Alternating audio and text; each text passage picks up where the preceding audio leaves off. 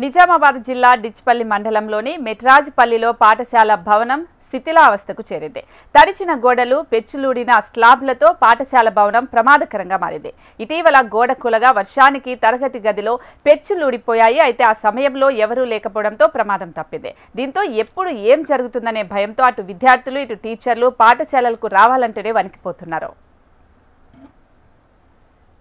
నూతన పాఠశాల భవన నిర్మాణం కోసం ప్రతిపాదనలు పంపినా ఇప్పటి వరకు నిధులు మంజూరు కాలేదు. దీంతో పాఠశాల భవనం ఎప్పుడు కూలుతుందో తెలియని పరిస్థితి ఉంది. గదుల్లో వర్షపు నీరు వస్తూ ఉండటంతో విద్యార్థులు భయాందోళన చెందుతున్నారు.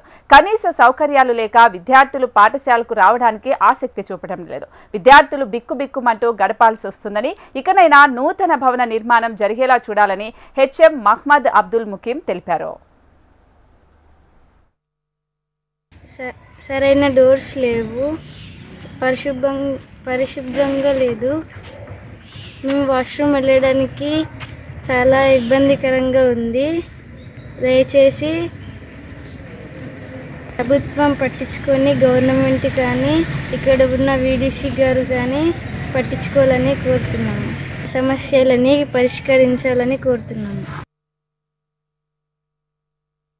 ఇక్కడ ప్రస్తుతము ఈ పాత భవనము శిథిలావస్థలో ఉంది. భారీ వర్షాలకు ఇప్పుడైనా కూలిపోయే ప్రమాదం ఉంది. మనకు 6, 7, 8, 9 తరగతులు కావాల్సినంత ఉన్నాయి. కానీ ఈ భవనం అనేది పాఠశాలలో పాత భవనం ఉంది. ఈ భారీ వర్షాలకు కూలిపోయి పిల్లలపై పడే ప్రమాదం ఉంది. ఈ విషయం ఎమ్మెల్యే గారి దృష్టికి వచ్చినప్పుడు తీసుకెళ్ళడం జరిగింది. తర్వాత ప్రతి సంవత్సరం రాసే రిపోర్ట్లో కూడా ఈ విషయం తెలపడం జరుగుతుంది. ఈ పాత భవనాన్ని కూల్చివేసి కొత్తదిగా నిర్మించాలని కోరుతున్నాను.